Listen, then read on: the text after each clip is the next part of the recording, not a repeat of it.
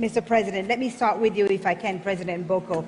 And just looking at the big picture, for decades, Africa has been spoken of as the continent of the future, but this is now 2025. So how do we go from being the promise of tomorrow to being the powerhouse of today? How do we do it today, not in 10 years? Thank you very much, and let me recognize each and every one of you, and thank you for being part of this unfolding story of a buoyant, of a resurgent, of a resilient Africa. Thank you so very much. We have said many times that Africa is the next frontier. We have said this because Africa has enormous potential in terms of resources. We've said this because we've seen in the dynamism of the young people of the African continent. What Africa has faced a challenge in is a leadership that can leverage on the advantage that the African continent has. Africa now must become a continent of innovation, a continent of beneficiation of its mineral resources, and a continent of industrialization. We must move away from the practice of having our minerals carted raw and exported. We now must beneficiate, we must develop, we must process on the African continent. Of course, this will require skills, it will require partnerships, it will require an injection of financial resources from partners, from the private sector, from business. And this is what Africa must seek to do now. Africa has begun to take the first few faltering steps, if I may call them that, in the direction of ensuring that this happens. We have now put in place the Africa Continental Free Trade Area Agreement.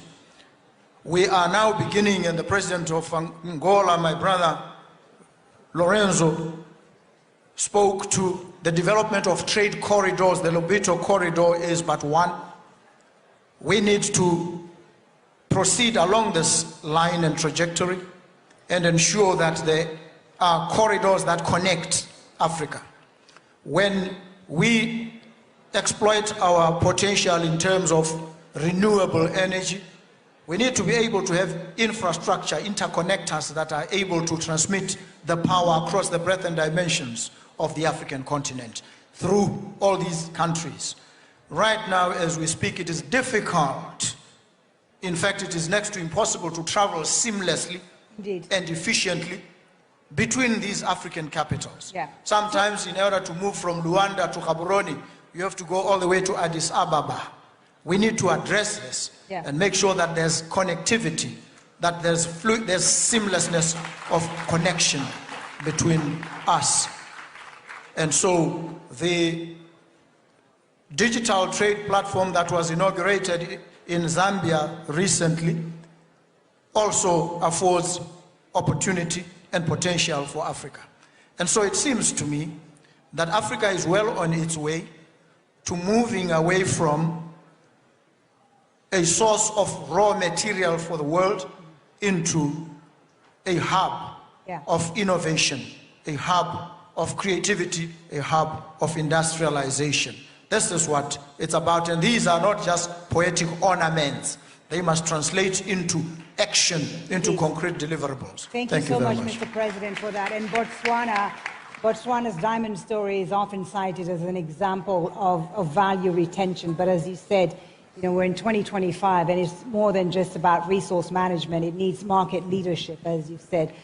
Thank you very much for that powerful statement. Ms. Phuthi, okay, so let me put that question to President Boko. His Excellency Sulayem mentioned some of the issues, even though they've expanded on the African continent and are able to move perhaps more freely than they did a couple of decades ago. Infrastructure remains one of the biggest obstacles. You talked about the AfCFTA, Mr. President, which is a game changer, but some would say, again, progress has been slow. So what concrete steps should Botswana and other African countries be taking right now to remove the bureaucratic, there is bureaucratic, but also infrastructural bottlenecks that's strangling right now intra-African trade? Inter-African trade is not at the level where we want it to be. How do we fix that? Is it regulation? It's not just about, as His Excellency said, infrastructure, but there's also the issue of regulation, perhaps, and governance as well. Thank you very much. It is indeed a question of regulation, and regulation begins with harmonized systems, harmonized pieces of legislation, harmonized frameworks that enable trade to flow seamlessly between African states themselves, but also it involves ensuring that we all collectively focus on infrastructure that brings us together, that connects. And as I indicated, the Lobito corridor is one. There are many opportunities for such flows of trade to take place. We need durable, solid partnerships between governments and the private sector. We need to facilitate this collaboration between the governments and private sector to ensure that businesses are facilitated quickly, they are facilitated effectively. We've seen instances where it takes an inordinate amount of time for decisions to be made, for investable resources like land to be availed for investment. So it's going to be very critical for African governments to ensure that there's efficiency, there's speed, there's agility in opening up these opportunities for trade and bringing on board the private sector as well to play its part. I believe most of the developments, especially in infrastructure, will have to be financed by and managed competently and effectively by the private sector. And we need to embrace this. Capital will come, and I want to ask President Boko about this. When and how? How do you see this capital coming, Mr. President? First, there has to be something of a reconceptualization of the rules that regulate the flow of capital. We know for a fact that borrowing and or financing the African continent is extremely expensive, unduly so, disproportionately so, especially if we take into account the fact that prospects for default in relation to these African economies are much lower than other parts of the world, as a matter of fact. And so we need to approach the issue of mobilization of finance slightly differently and appreciate that it would serve the world economic agenda better if Africa was availed affordable finance. And this is something we need to deal with. The second is that it takes entities such as DP World, which have shown so much faith and confidence in investing in Africa, because it debunks certain myths, misconceptions, certain presuppositions about the African continent. And so when we hear real life examples given by the likes of DP World that are actively involved in Africa and that have positive stories to tell about Africa, we believe that others will be enthused and encouraged to come and participate in Africa. And so capital must find its way into Africa because it faces the best prospects of improving the lives and livelihoods of real people and also getting returns on whatever investments are brought. Thank you. Thank you so much. Mr. President, you have the final word. Botswana has long been seen as a model of stability and good governance on the African continent. What advice would you give to your fellow leaders and to all those who are gathered here today?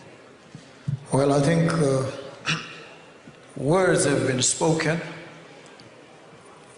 across Africa, across the world. It's about time now we translated all these words into action. We need to take our people seriously, the people that we lead, respect them enough to appreciate that what they feel, what they say must be listened to and heeded. And they want peace, they want stable environments, they want predictable environments, they want their livelihoods to be served. They need access to services, access to affordable internet. They need these. They need digitalized economies that bring efficiencies and bring them on board and place them front and center in their country's development agenda. This is what it's about, shorn of all the frills and embellishments. It's about the lives and livelihoods of these people, real people, people of flesh and blood. We need to serve them, serve their interests. Thank you very much. Thank you so much. A round of applause, please, for our panelists. Thank you. Thank you.